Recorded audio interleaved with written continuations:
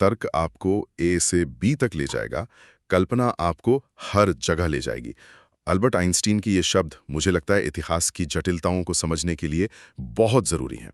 बिल्कुल, सिर्फ तथ्यों से नहीं, अलग अलग नजरिए से देखना पड़ता है। हाँ, तो आज हम भारत के विभाजन जैसे बहुत ही संवेदनशील और जटिल विषय पर बात कर रहे हैं। जी। हमारा आधार द प्रिंट में छपा एक लेख है, विभाजन के जिम्मेदार कौन। उसी के तथ्यों और विश्लेषण पर यह चर्चा होगी। ये यूपीएससी एस्पिरेंट्स के लिए तो खैर महत्वपूर्ण है ही, मेंस और प्रीलिम्स दोनों के लिए, पर मुझे लगता है आम जानकारी के लिए भी ये समझना जरूरी है। सही बात है।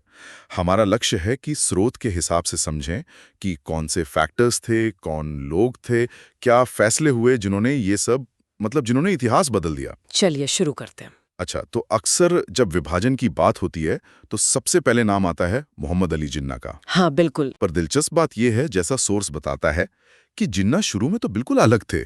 हाँ, 1906 में कांग्रेस ज्वाइन की थी, स्वशासन के लक्ष्य के साथ।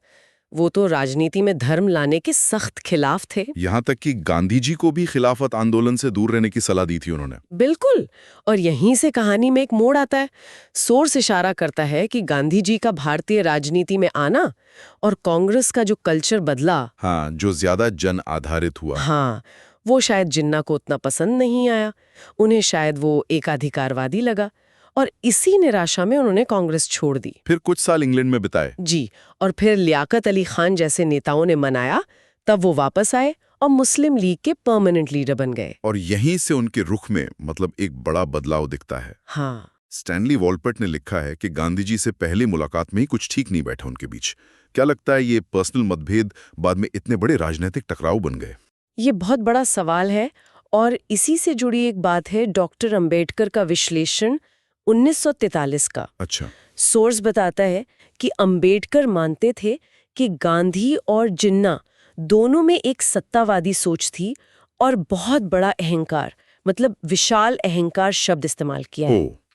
और अंबेडकर का मानना था कि इसने भारतीय राजनीति को जैसे उनका आपसी झगड़ा बना दिया था। ये काफी तीखी टिप्पणी है। वाकई। अच्छा, जिन्ना को एक बहुत कुशल निगोशिएटर तो माना जाता था। हाँ, वो तो थे। लेकिन अजीज अहमद का एक कथन है सोर्स में, बड़ा दिलचस्प है। ये जिन्ना नहीं थे जिन्होंने मुसलमानों का नेतृत्व किया, बल्कि मुस्लिम आम सहलती ने जिन्ना का नेतृत्व किया। इसका मतलब ये हुआ कि लोकप्रिय समर्थन के लिए उन्हें अपने जो शुरू के सेक्युलर विचार थे उनसे हटना पड़ा। हाँ, और ज्यादा सांप्रदायिक रुख अपनाना पड़ा। बिल्कुल। दूसरी तरफ कांग्रेस का रोल, सोर्स उसे भी क्रिटिकली देखता है। जैसे नेहरू का जिन्ना को कम आंकना, वो मामूली वकील वाली बात। हाँ, उसे एक बहुत राजनीतिक भूल माना जा सकता है। और उधर जिन्ना भी नेहरू को वो क्या कहते थे, पश्चिमी शिक्षा के पीछे छुपी हिंदू चालाकी, आपसी विश्वास बिल्कुल खत्म था। हाँ, बातचीत के रास्ते बंद हो रहे थे। और फिर वो घटना जिसे कई लोग टर्निंग पॉइंट मानते हैं, नेहरू की 10 जुलाई 1946 की प्रेस कॉन्फ्रेंस। हाँ, कैबिनेट मिशन प्लान पर।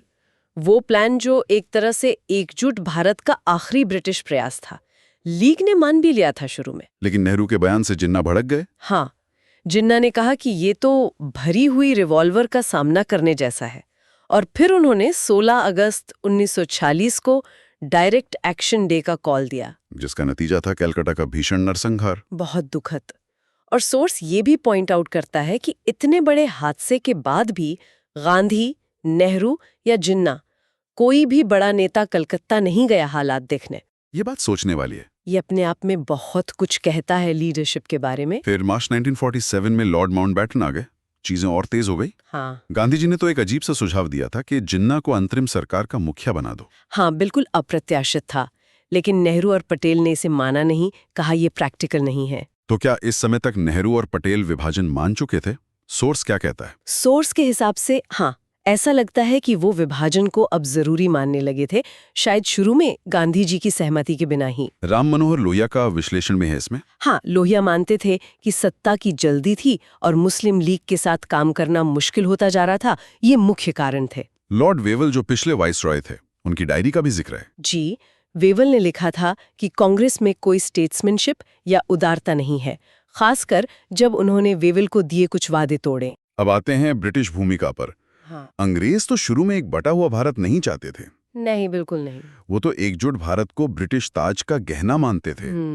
विभाजन उनका प्लान नहीं था। लेकिन माउंटबैटन, उनका वो करिश्माई व्यक्तित्व जिन्ना पर नहीं चला। नहीं, जिन्ना पर उनका ज्यादा असर नहीं हुआ। लेकिन माउंटबैटन का जो सबसे विवादित कदम था वो था सत्ता ट्रांसफर की डेट बदलना। हाँ, जून 1948 से सीधे अगस्त 1947 कर देना, लगभग 1 साल पहले। बिल्कुल, और इस जल्दबाजी का नतीजा बहुत भयानक हुआ। बॉर्डर बनाने जैसे मुश्किल काम के लिए टाइम ही नहीं था। रेडक्लिफ लाइन तो कुछ हफ्तों में खींच दी गई। हाँ, और लाखों लोग रातों रात पराये हो गए अपने ही घरों में।